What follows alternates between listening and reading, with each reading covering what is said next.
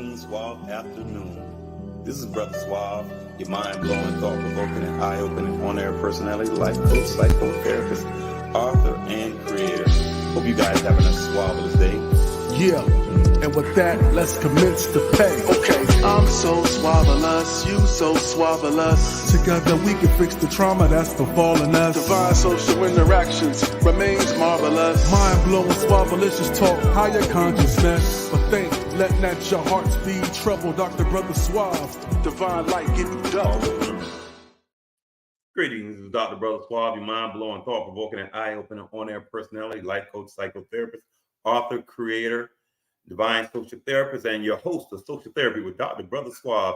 Listen, this is a very, very beautiful Wednesday, September 27, 2023. I just thank God for waking me up to see another day I never seen before, another day to get it right, and another day to tell my friends and family members and those I love and respect, I love them. And thank you for tuning in for another episode of Social Therapy with Dr. Brother Suave.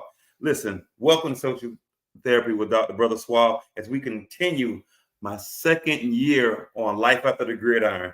Last year, man, we had a great guest last year. And this year, oh my God, we just trying to step it up. The first week we had Baltimore Ravens Super Bowl champion Lionel Dalton. Last week we had All-Pro offensive tackle Leon Searcy. And this week, I'm gonna tell you, we bringing it home. This week we have the great, and I say great, legendary Miami Dolphin, Booker T graduate, Bethune-Cookman alumni, NFL Hall of Famer, Larry Little. Listen, tell your friends and family members to be sure to log in and tell their friends and family, because we're going to be setting it off tonight. Tell all your associates, because we want you to have the opportunity to share this rare inside moment in the mind and the life of the former NFL Titan. That's right, I said NFL Titan, because that's exactly what I mean. And y'all know when I say something, that's what I mean. So listen, this dominant offensive guard is the only team from the back in the day, even today, to go undefeated with the Miami Dolphins. And then not just that, they win the Super Bowl. He was introduced into the this year's NFL Hall of Famer. This Miami native and Bethune-Cookman graduate, and Booker T Washington graduate here in Miami, Florida. Listen, this is home team made. You know, he was a two-time NFL Super Bowl champion, a five-time first-team All-Pro, two-time second-team All-Pro, five-time Pro Bowl selection. He was on the NFL 1970 All-Decade team. This Miami, he was on the Miami Dolphin Honor Roll, the Miami Dolphin Walk of Fame, the MEAC Coach of the Year. So without further ado, let's welcome the great and talented and the almighty Larry Little. Welcome. Good evening. Great being here tonight. Yes, and it is great. It's definitely not good, but great. And I that's the voice and the words of a champion. Great. So thank you so much. Hey, so see, this is what champions say. They don't just say good; they say great, because you know great is it's way above good. You know, good is average. And when the kind of credentials you have, that does not say great. And then when you make it to the Hall of Famer, I mean, that doesn't say good; that says great. So you're one of the greatest that ever done it. I appreciate that. You know, especially with my upbringing. Yeah. Growing over town in Miami, going to Booker T Washington High School in Miami. I was probably, if they were voted at that time, I would probably be the most unlikely to succeed. And I proved a lot of people wrong. Mm-hmm. I wasn't very good. In ninth grade, when I went out for football, every other ninth grader quit, because the Booker T at that time was from 7th to 12th grade. And every other ninth grader quit but me. And I was beating up these older guys, 19, 20 years old, and people telling me I would never be any good, and I stuck with it, and hoping that one day I could become a better football player, and evidently I did. Absolutely. And became one of the best that ever did it. Thank you. So when you was playing back in high school, how was y'all? Was y'all winners? Y'all was a dominant team? I mean, how was y'all? Well, we weren't the Booker T of the day. Okay. We, I think from 9th grade to 12th grade when I played, we won 10 games in 4 years. And those 4 out of those games that we won was my senior year. We won 4 games.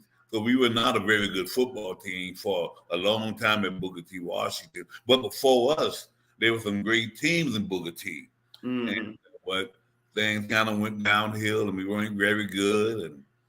And Northwestern became great. Yeah. Carver became great. But we were stuck right there in that quandary, and we were not great.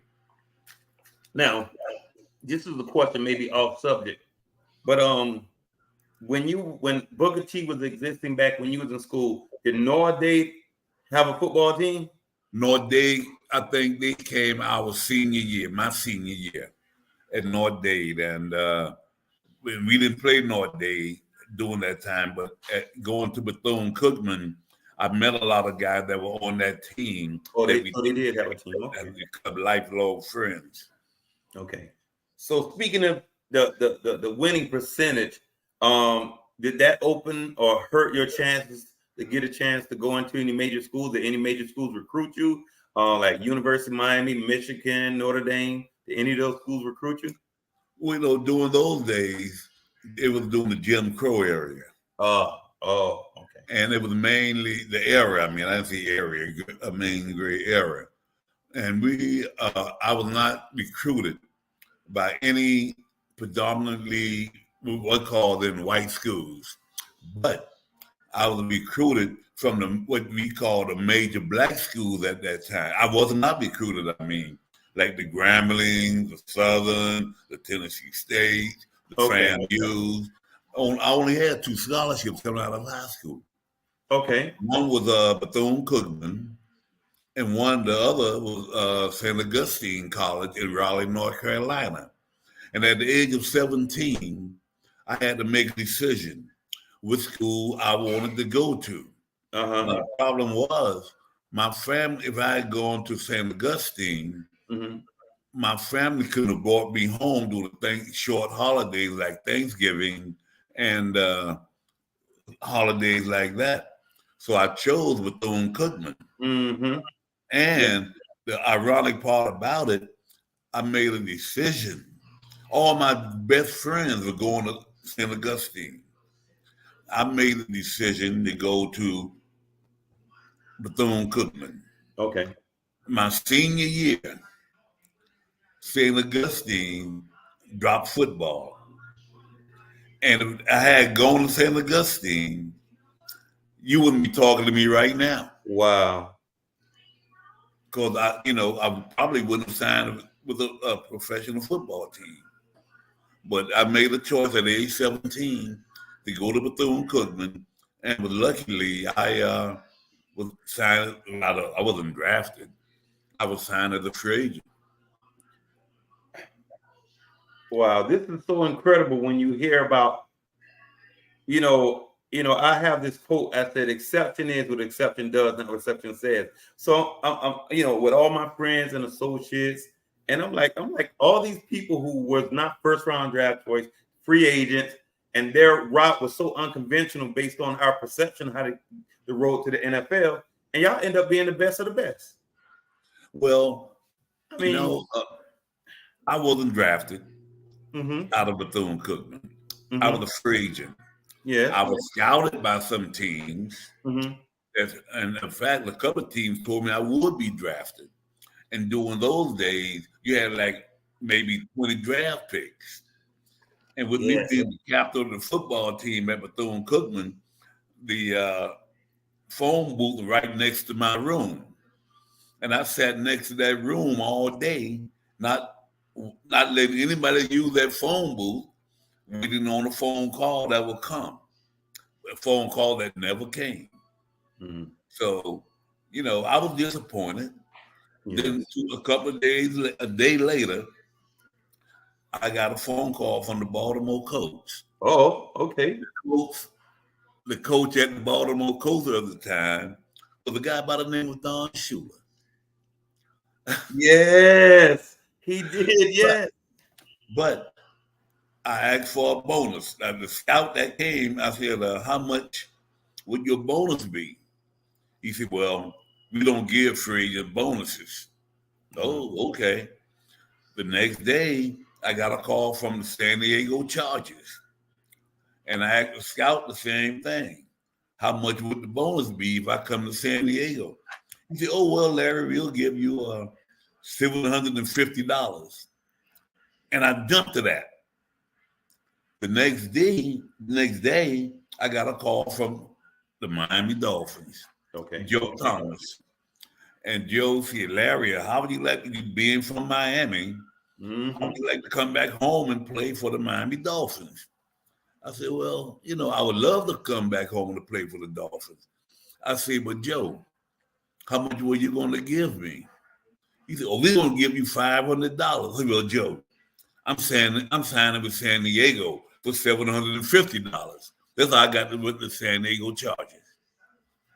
2 years later, after playing in San Diego for 2 years, I got a phone call that I was traded to the Miami Dolphins by my high school teammate by the name of MEAC Lamb. MEAC was with the Dolphins, and I was with the Chargers. And we got the phone call the same day. And in fact, I informed MEAC that he had been traded to San Diego. And MEAC, oh man, we'll be teammates again, right? I said, no, MEAC, you were traded for me. And my coach in San Diego, who was Sid Gilman, called it a nothing for nothing deal.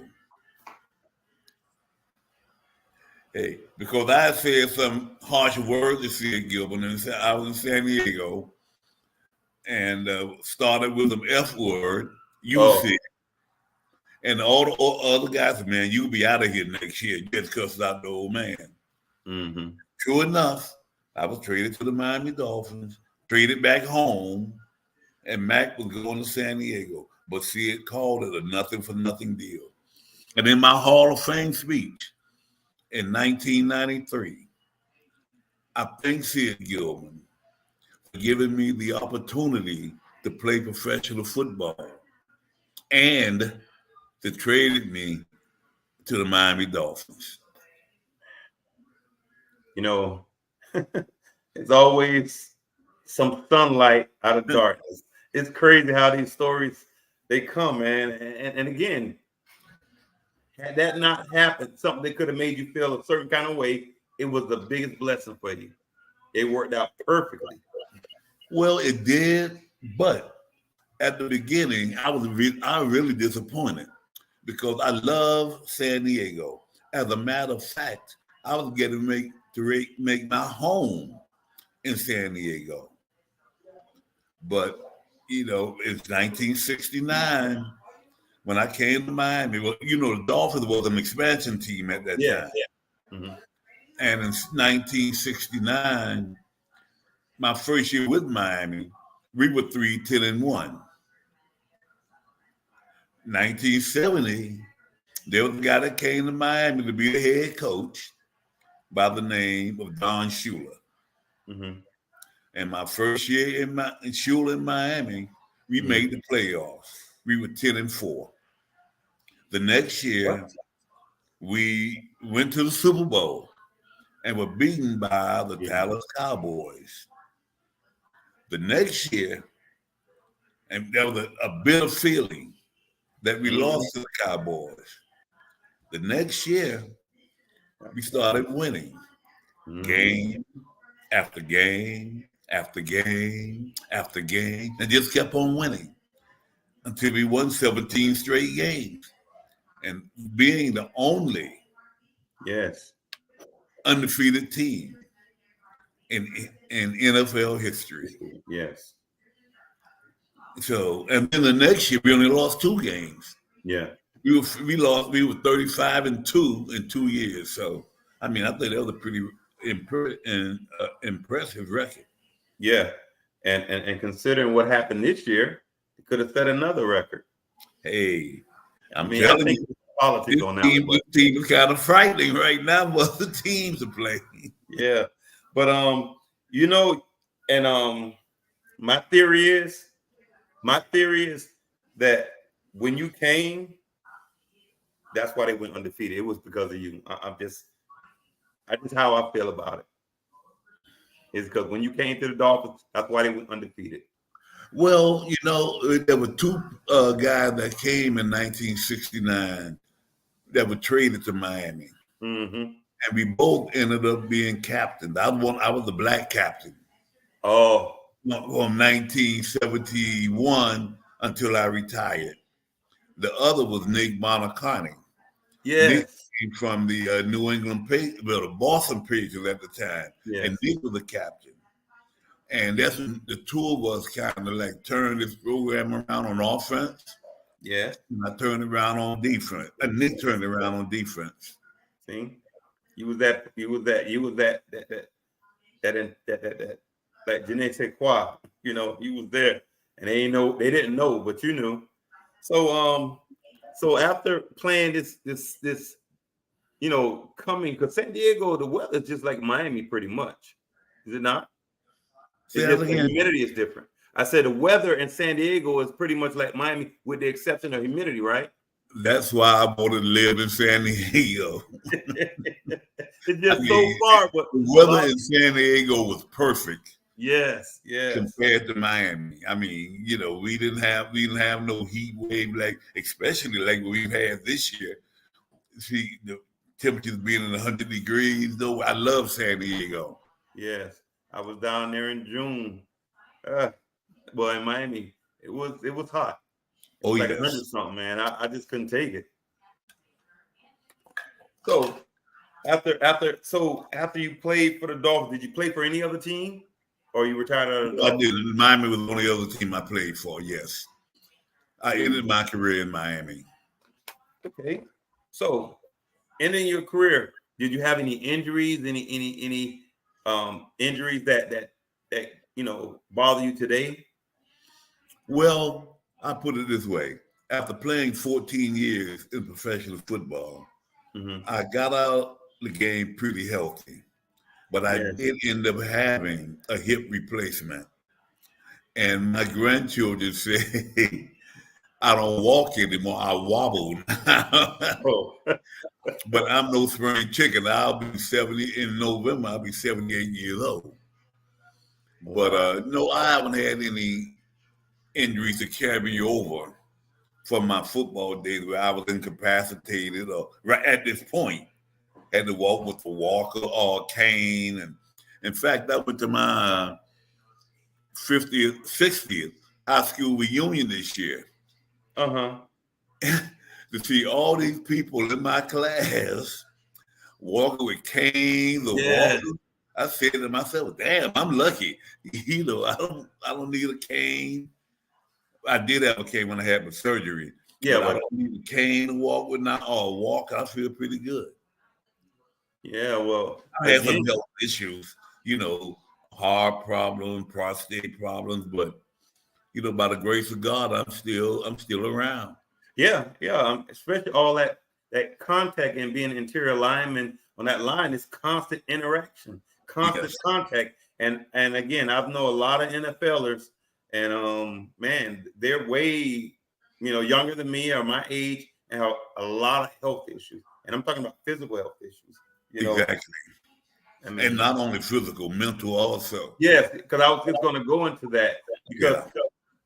I was going to go into that, but I'm glad you address it. So as you transition out of the game, anytime did you say, well, I think I could play another year and me go to another team and try to go to Super Bowl? Or you were just trying to figure out what you want to do with yourself? Or did you have any issues with any mental health or depression saying, man, what can I do now?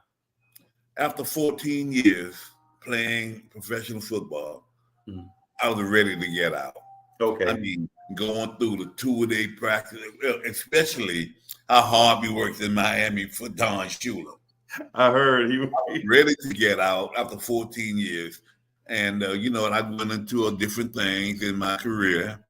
As a matter of fact, I just retired actually from working January the 13th, 2022.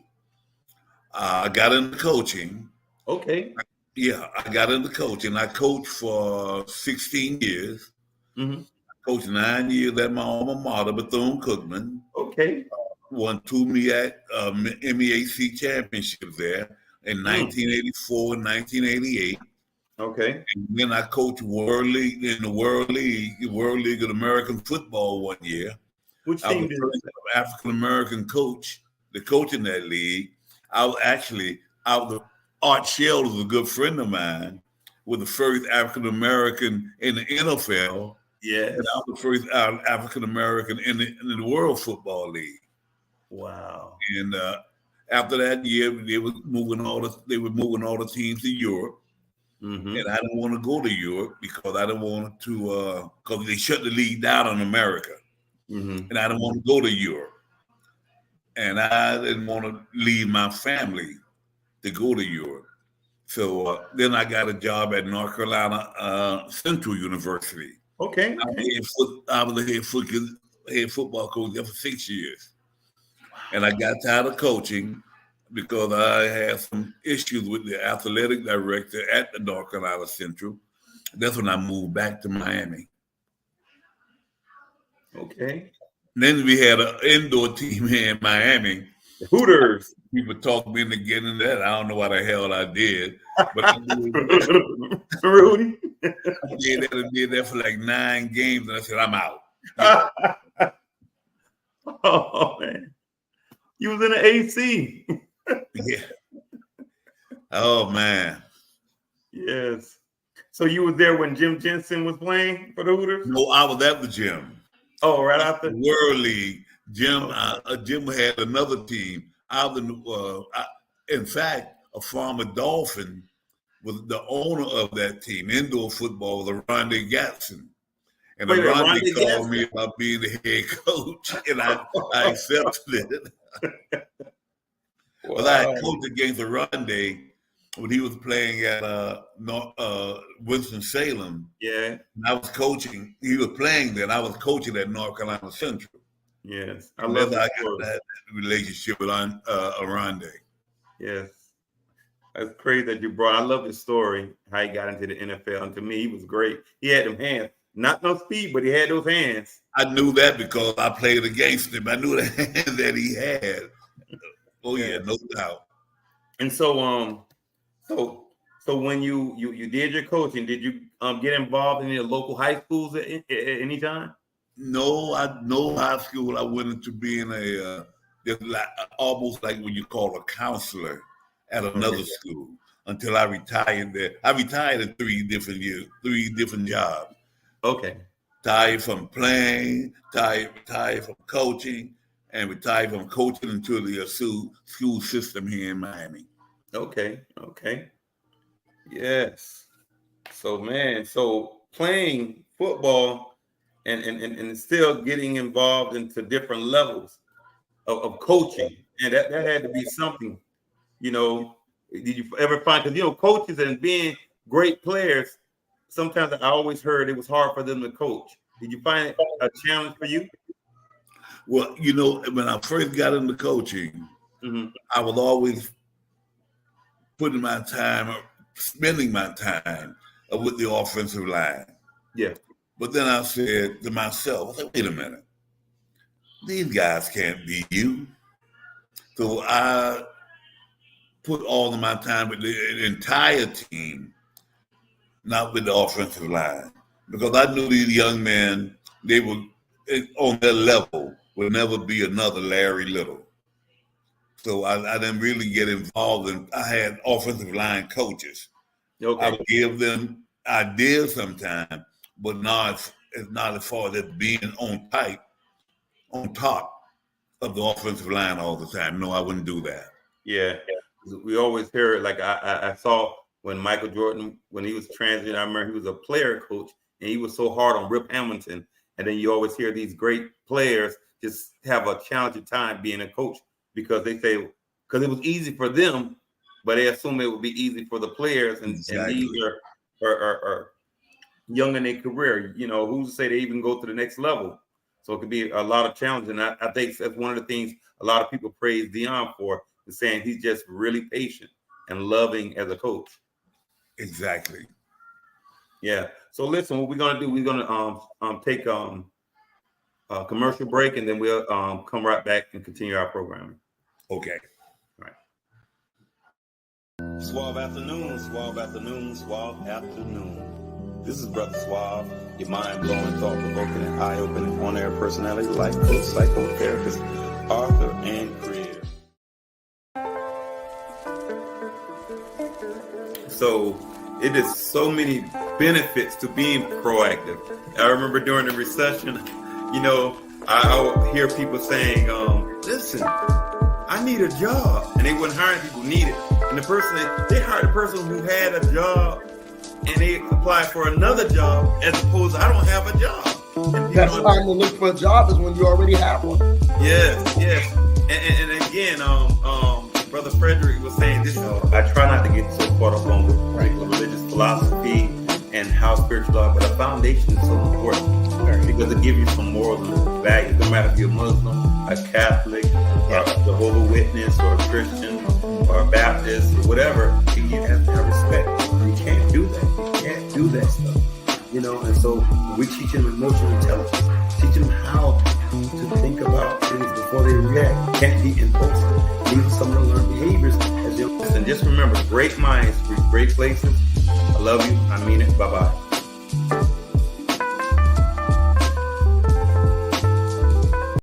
Programs like this are made possible by Neighborhood Planet Broadcasting Systems, Neighborhood Planet Network, iBlister Digital Media Creative, and from contributions to NPN TV from viewers like you.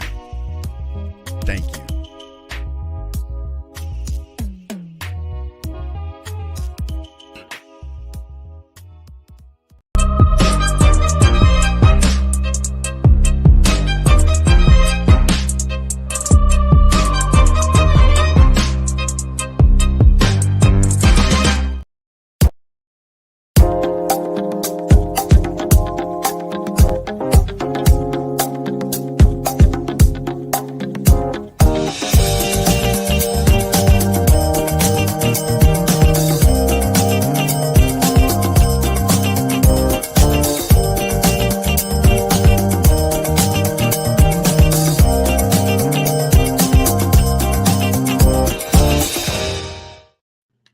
Social Therapy with Dr. Brother Suave and a very special guest, Hall of Famer Larry Little. How you doing, Larry? So you playing 14 years in the league, and so you won a lot of awards. So having these 5-time first team All Pro, that had to be something, because you're talking about back then it was like 28 teams, and you got all these players. These are great players to be in the NFL starting, and you end up being a 5-time first team Hall of Famer. I mean, well, you know, I took a lot of pride in what I was doing. During the time I was playing, there were some great guards doing it at the same time. Mm-hmm. Gene Upshaw, Oakland Raiders at the time. Jordan Lamolier, Tom Mack, but I prided myself in being the best at what I did. Mm-hmm. I don't think any guard, I mean, either before me with the old the Green Bay Packers, Jerry Kramer, Fuzzy Thurston, but I prided myself in trying to be, although we were all to get around the same time, I prided myself in being better than all of those guys. Okay. One year I had a roast in Daytona Beach when I was coaching at Bethune, because I did coach 2 years. And Upshaw, Gene came to be on the program. And he made the Hall of Fame before I did. Mm-hmm. And on my roast, I say, Uppy, I should have been in the Hall of Fame before you. So he didn't take that too well, but it was the truth. Yeah. But So anyway, and so I prided myself in actually not only about myself, our offensive line with the Dolphins probably the best offensive line to ever play professional football. yeah. Two of us are in the Hall of Fame. Jim Langer, the center, and myself, the right guard. And a lot of people feel that Bob Kuchenberg should be in the Hall of Fame also.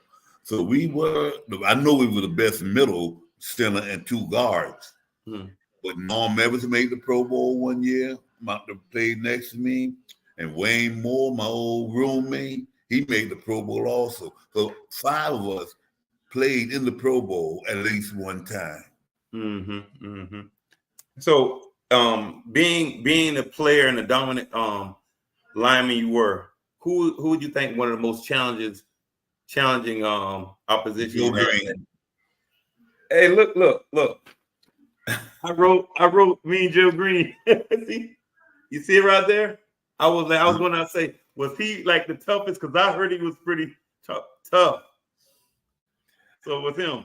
Yeah, Joe and I had our battles. Yeah. Tell us about these battles. Part of the profanity, but I wasn't gonna let Joe kick my ass. Because he warmed a lot of butt in his career. So in fact, I have a book coming out, but I've got a lot of changes in the book because I saw some things I didn't like in it. Mm-hmm. And Joe mentioned that I was one of the guys that he played in front of. And the guy talked to Joe about us playing against each other. But Joe was great. He was great.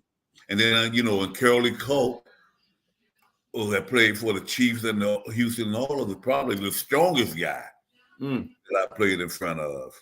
And then going into the Cincinnati Bengals with Mike Reed. And Mike Reed was a white guy, but he was the quickest guy that I played against. And I had to have my A game ready when it comes to any of those guys to play against them. Okay, wow. Yeah, I was wondering, who was your toughest challenger? Me, Joe Green, because so he honored you because he know that you were the one who gave him, made him work for his money. Oh yeah, no doubt. Yes, no doubt. Yes. So I heard you earlier when you was mentioning Hall of Fame. Was that Dolphin Hall of Fame or College Hall of Fame?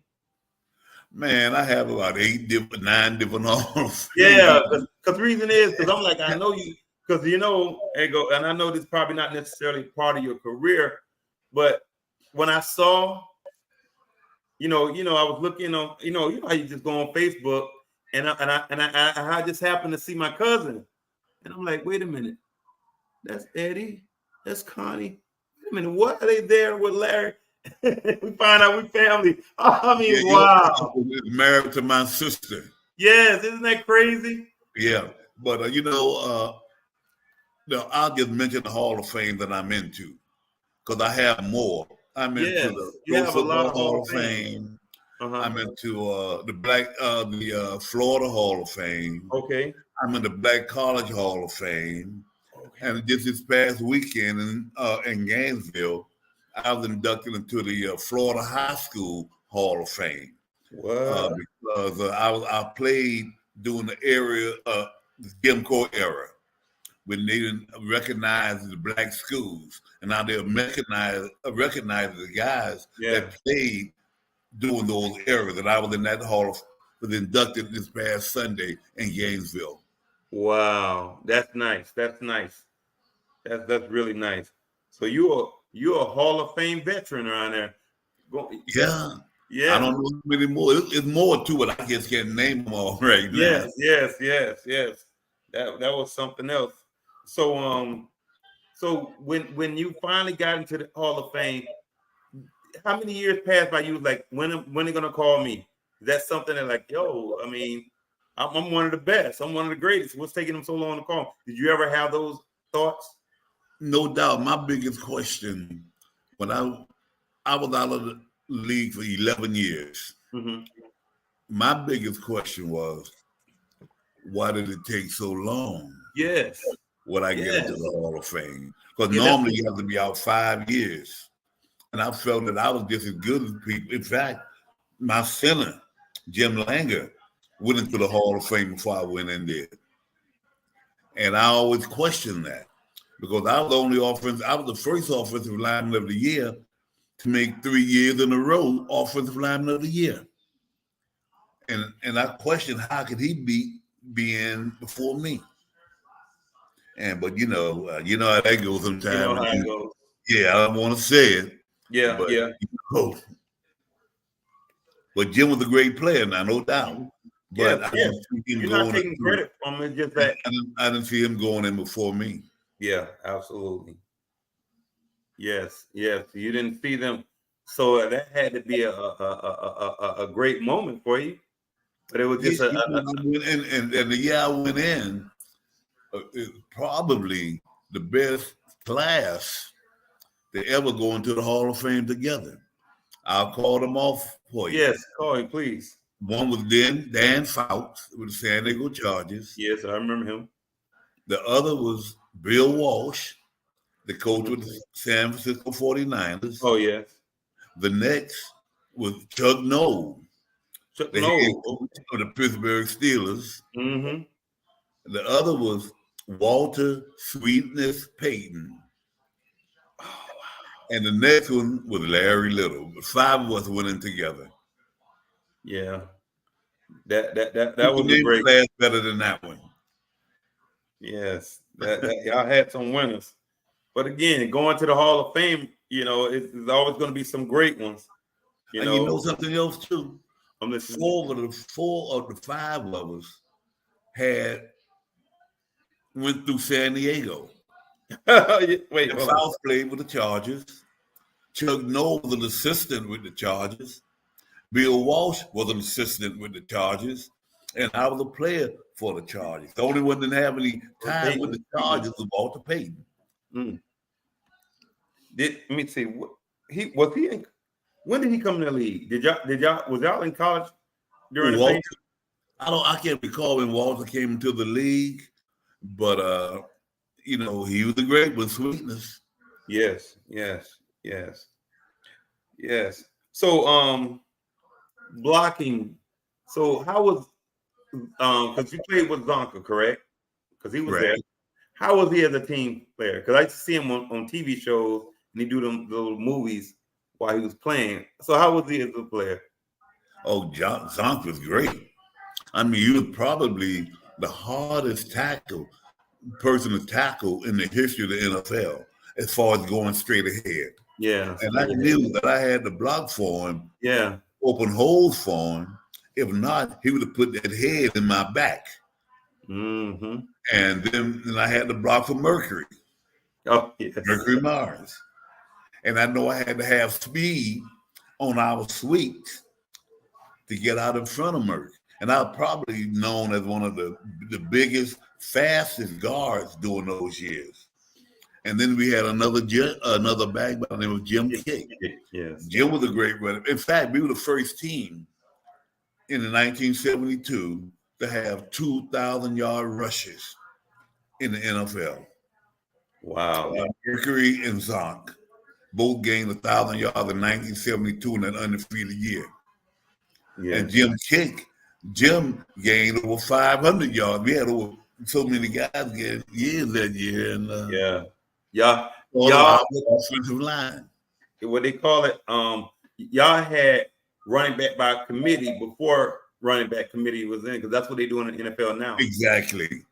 Well, Zonk was mainly the fullback, but Merck and Kick alternated with each other. Yes, but y'all had a committee of great running backs, They could probably went somewhere else and started. Yes. Mm-hmm. And so, excuse me. So what? Because now, tell me as a player, because Don Shula, his reputation, he was hard. And then playing in Florida weather or Miami weather, it had to be some challenges. I remember when I was a kid, y'all used to practice out I forgot. It's called Biscayne College back then. Biscayne College. Yes. So, I'll but put they it did this have a way. lot of trees out there, though. Huh? I'll put it this way. In 1970 was the first major strike in the NFL. Mm-hmm.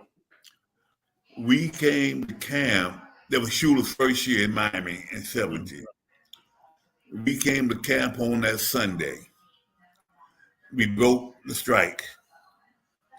And we were sitting in a meeting that Sunday night, and Schuler started reading off the schedule. Mm-hmm. He said, we're going to practice. We'll be at the practice at 7:30 in the morning. We'll be back in the practice, be on the practice field at 10 o'clock in the morning. We'll be back on the practice field at 3 o'clock in the afternoon. Then we'll be back on the practice field again at 7:30. I said, Wait. what? Four times a day. 4 times. Well, 2 of those were in shorts and 2 were in pads. But mentally, it still could get to you. I'm gonna tell you a story that every time I told him that, he laughed because he didn't believe me. On the 3rd day of practice, I told my roommate at the time, he said, you know what? I'm not gonna let this fool kill me. The 3rd day of practice, I said, man, I'm going down tomorrow. Going down. Going down. About 11:30 that morning, about 11 o'clock that morning, I started reeling. And I hit the ground, passed out. And they came C-O-N-Spirit. They came out there with the station wagon, put me in the station wagon. Uh-huh. And while I was in the station wagon, taking me to the locker room, I had one eye open and one eye closed. And when they got me in the locker room, they started packing me in ice because they thought I was having a heat stroke. They started packing me in ice. And I said, oh, hell. I got the playing pork beef with corned beef. When they started packing me in ice, I jumped up because I got cold, and like I was having a hallucination, throwing ice all over the place. They took me to the hospital, and I had to see all kind of doctors. See what was wrong with me. Until they found an internist, and the doctor told me, "Say, Larry, you know, wrong with the damn thing wrong with you." I said, "Well, doc, you got to find something wrong with me." He said, "Well, you do have a slight sinus problem." You know, they will write that down there. Yeah, write something down. You got to go back to John Schuler. So every time I coached Shoot before he passed away, I faked it on him. Nah, he laughed. Nah, I got you. Yeah, coach, you didn't get me. I got you. Yeah. But that was during the days we had 6 preseason games, and after those 4 days, we had 4 more weeks of 3 days a week. And then we finally got into the regular season. But we were the hardest working team in football, no doubt. Yeah, I heard he was a pretty hard coach, you know, especially in Miami, in this heat in Miami. And yes, and I mean, I guess that's why he's a legend, you know, no doubt. Yes. So, man, having your career, make it to the Hall of Fame. So did you, as a player who's retired and done all the things you've done, has it been anything that you say, if you had to do it over, would you have done something else besides football? No, I love playing the game. You know, I started playing, like I said earlier, I started playing not organized football when I was 13 years old. Mm-hmm. Only 9th graders still on the team that did not quit. I love playing the game. Although I wasn't very good, but I just love playing the game of football. Because growing up before then, I played in the street of hard knocks. We played the guys I was playing, we played any vacant lot with glass on the field, tackle football, with glass on the field, rocks on the field. Yep. That's the way we did it. In overtime in Miami. Yeah. So if I'm not mistaken, back in the day when you was playing, they did have a couple of football players. How you doing, Brother Wally? They got into professional wrestling on the part-time.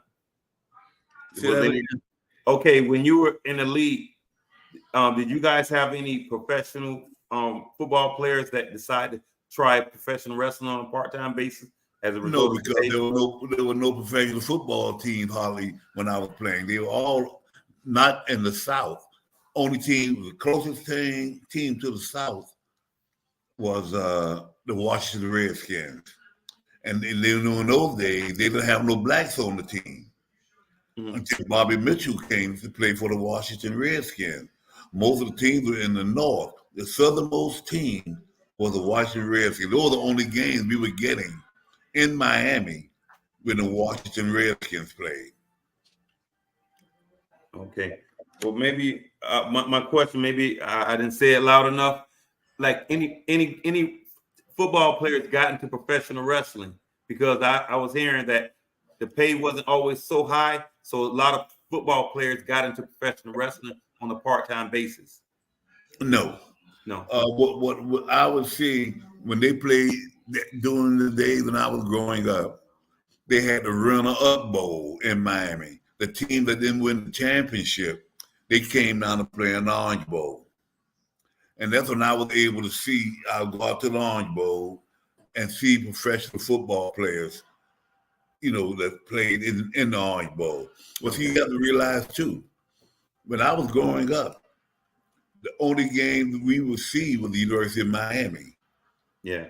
Because they didn't have, and we can sit in the stands at the University of Miami football games. We sat in the bleachers in the end zone. Yeah. Only time we could sit in the stands in the Orange Bowl during the Jim Crow era was the when FAMU would come down to play in the Orange Blossom Classic. Yes. But than that, we had to sit in the bleachers. In the east end of the bleachers. We got tickets for the game to the high schools, but we never were able, because of segregation, sit in the stand. We had to sit in the bleachers. And I could walk from my house, to the Orange Bowl. Growing up. Yes. It was like I said, you've been through, you done seen the changes. And what's your opinion about the kind of money these offensive tackles are making now? Tackles are making a killing. They're like one of the highest paid, other than the my first contract with the San Diego Chargers, my bonus actually was $750. Yes. My first contract with the San Diego Chargers was $12,500. And during those days, you had what they call the practice squad now. We call the Cavs squad back in the day. And I didn't make the team, was on the regular roster for the first 4 games. So when you subtract that or add that or whatever, I wasn't getting a full contract of $12,500. Yeah. So I think in being in San Diego, California, I may have made my rookie year $7,500 because of the state tax in California and the federal income tax in the United States. I may have made that much money. I wasn't even able to afford to buy a car my rookie year. And when I came back to Miami during the off season, I had to find a job. Yeah. Back in those days, I had to find a job. Compared to these guys nowadays, make $12,000 a minute, or maybe a second. Yes. Compared to what we made back in the day. But I don't have any problem with it because they deserve it. Yes. And I'm quite sure I made more than the guys before me back in the early days of the NFL. Mm-hmm. Well, I don't have any problem with them making that much money. I know I'll call it ugly money, but it's money, good money, Yeah, because I remember talking to my guy where he told me his first contract was like $24,000, and I'm like, wait, hold on. Well, I was the first offensive lineman to make over $100,000 later on in my career. Yeah. Wait. And they took that loan to put you in the NFL Hall of Fame? Yeah. And then my last contract was $132,000, my last contract. And they took that loan. That means you was great coming in, throughout, and leaving. Well, it was, I don't like to call it, but you know what it was. Yes, we know. Man, this is one thing about, you can pull up information as much as you can, but it's nothing like hearing it from the person's voice. Right. Hearing it from you, because it's like so many things that you can't pull from you. And these little things, man, this was incredible. I'm honored. Just want to also just one of my friends, Basil Proctor, told me to tell you hi. He told me to tell you hi.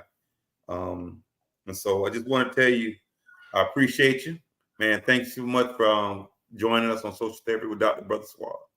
I really appreciate this, man. I really appreciate it. So I enjoyed it. You guys have a great evening. All right, and just remember, great minds reach great places. Tune in every Wednesday at 8:30 p.m. Eastern Standard Time with Social Therapy with Dr. Brother Suave. And just remember, great minds reach great places. I love you and mean it. Bye-bye.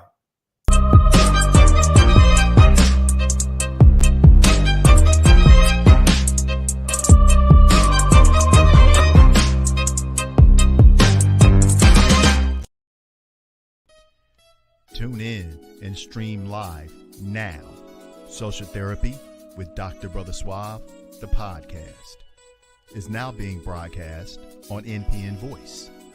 NPN Voice can be found on Apple Podcast, Google Podcast, Spotify, SoundCloud, and now on Audible and Amazon Music, and anywhere you listen to your favorite podcast. Social Therapy with Dr. Brother Suave, the podcast, now on NPN Voice. NPN Voice. Got voice. You heard?